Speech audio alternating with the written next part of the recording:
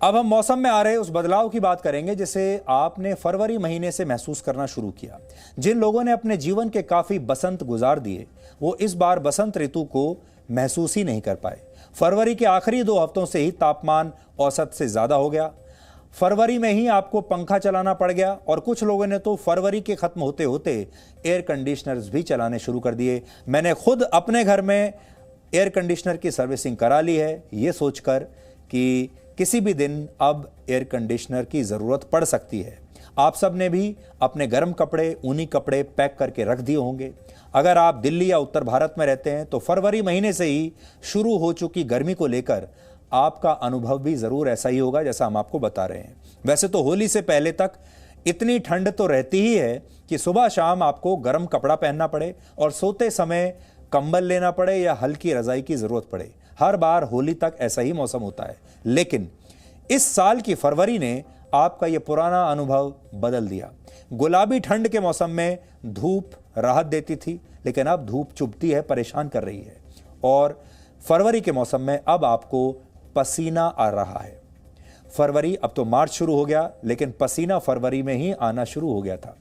दिल्ली में वर्ष 1901 के बाद यह दूसरा मौका है जब फरवरी महीने में तापमान सबसे अधिक रहा। 120 साल बाद फरवरी के महीने का औसत तापमान 27.9 डिग्री सेल्सियस रहा। आमतौर से फरवरी महीने का अधिकतम तापमान 23 डिग्री के आसपास रहता है। तापमान में यही 4 डिग्री का फर्क आपके फरवरी वाले पसीने की असली वजह है। मौसम विभाग के अनुसार, जो मौसम विभाग हमारे देश के मौसम से जुड़ी जानकारी रखता है, उसने ये भविष्यवाणी की है कि मार्च, अप्रैल और मई में हरियाणा, चंडीगढ़, पंजाब, पूर्वी राजस्थान और महाराष्ट्र में सामान्य से ज्यादा गर्मी पड़ेगी। अगर हम भारत के नक्शे में मौसम विभाग के डेटा को देखें तो आप जान पाएंगे कि किस राज्य में गर्मी इस बार कितनी ज्यादा पड़ने वाली है। आपके सामने टीवी स्क्रीन पर भारत में आने वाली गर्मी का नक्शा है। आप देख लीजिए इस भारत के नक्शे में आप कहां पर रहते हैं, किस गांव में रहते हैं, किस शहर में रहते हैं, किस राज्य में रहते हैं, और फिर देख लीजिए ये वो राज्य हैं जहां पर सबसे ज्यादा गर्मी पड़ने वाली है। हम ये देख रहे हैं दिल्ली में, जैसे कि नॉर्थ इंडिया में वो फरवरी मार्च में अब टेम्परेचर 30, 32, 35 डिग्री तक जा रहा है, जो कि एक समर सीजन में ये देखा जाता है। समर में दिल्ली में 45 डिग्री भी होती है, लेकिन अर्ली समर में टेम्परेचर आपका कोई 30-35 डिग्री होता है।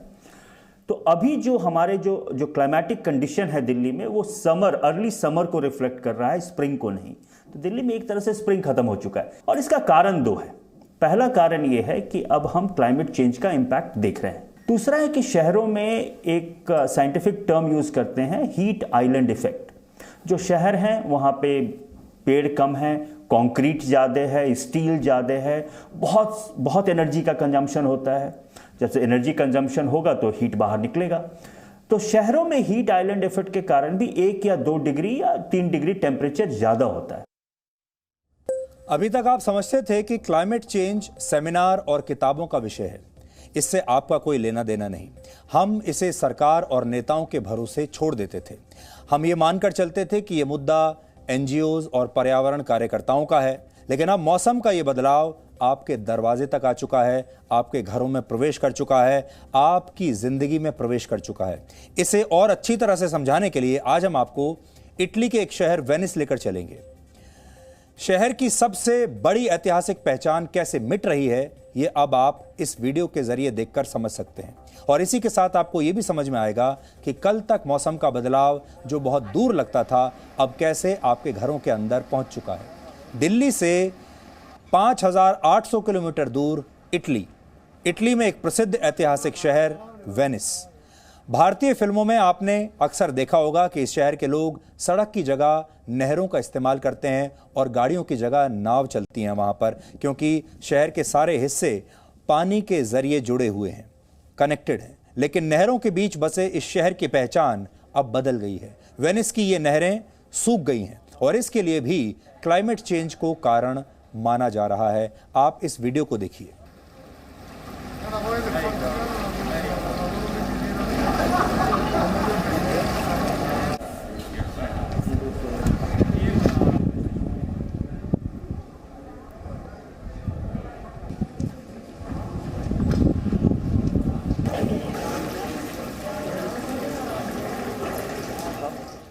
अब और आगे चलते हैं। इटली से 2800 और दिल्ली से 8700 किलोमीटर दूर एक और देश है जिसका नाम है आइसलैंड। इस देश का औसत तापमान पूरे वर्ष औसतन 10 से 15 डिग्री सेल्सियस रहता है। कुल जमीन का 11% हिस्सा हमेशा बर्फ से ढका रहता है और पूरे देश में करीब 270 ग्लेशियर्स हैं। पर हमेशा ठंडा रहने वाला यह देश आजकल गर्मी से परेशान है। हर वर्ष तापमान 2 से 3 डिग्री सेल्सियस बढ़ रहा है और इसकी वजह से यहां ग्लेशियर्स पिघलना शुरू हो गए हैं। अब यहां के नागरिकों के लिए एक बड़ी अजीब सी घटना है, इतनी अजीब कि वो ग्लेशियर के खत्म होने पर उसकी अंतिम यात्रा निकाल रहे हैं और उसकी शोक सभा कर रहे हैं। आपकी टीवी स्क्रीन पर जो लोग आपको दिख रहे हैं वो ऐसी ही एक शोक यात्रा का हिस्सा हैं और इसमें वहां के प्रधानमंत्री भी शामिल हैं, क्योंकि वहां पर एक ग्लेशियर टूट गया और अब उसकी कब्र बनाई गई है और उसमें जो पत्थर लगाया गया है उसमें ग्लेशियर की जिंदगी के बारे में भी लिखा गया है।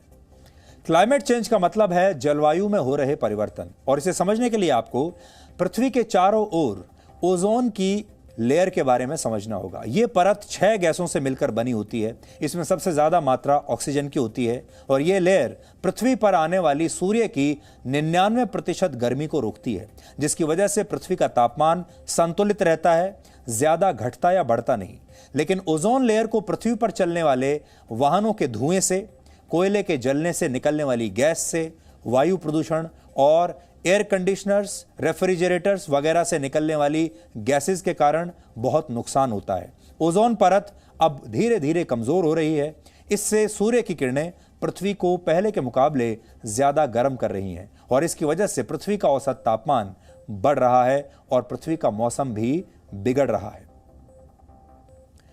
तापमान बढ़ने से ग्लेशियर्स पिघलते हैं और इसकी वजह से 2050 तक दुनिया में समुद्र का जल स्तर 20 फीट ऊपर हो जाएगा और Jakarta, Los Angeles, Manila, Mumbai, Osaka, Shanghai और टोक्यो के अलावा फ्लोरिडा और न्यूयॉर्क शहर जैसे कई हिस्से पानी में डूब सकते हैं। इसके अलावा दुनिया के 570 शहर और भी हैं जो डूब जाएंगे और 800 करोड़ लोग बुरी तरह से इससे प्रभावित होंगे। इससे 44 ट्रिलियन यूएस डॉलर्स यानी 322 लाख करोड़ रुपए का नुकसान होगा। गर्मी के समय चलने वाली गर्म हवा यानी लू लगने से ही दुनिया में 12.5 करोड़ लोग हर साल मर जाते हैं। अमेरिका की अंतरिक्ष एजेंसी नासा ने 2019 को मानव इतिहास में दुनिया का सबसे गर्म साल माना है। तो हमारी कोशिश रहेगी कि हम धीरे धीरे आपको क्लाइमेट चेंज को लेकर सावधान करते रहें और आप ये मत समझिए कि ये सरकारों की जिम्मेदारी है, ये मत समझिए कि ये सिर्फ गोष्ठियों में इसके बारे में बात होगी, सिर्फ सेमिनार्स में बात होगी और आपकी कोई जिम्मेदारी नहीं बनती।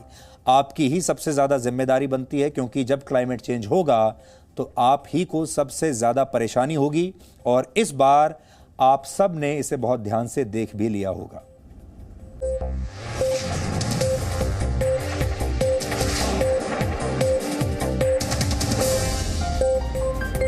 Presenting B News app, available on Google Play and App Store. Download it now.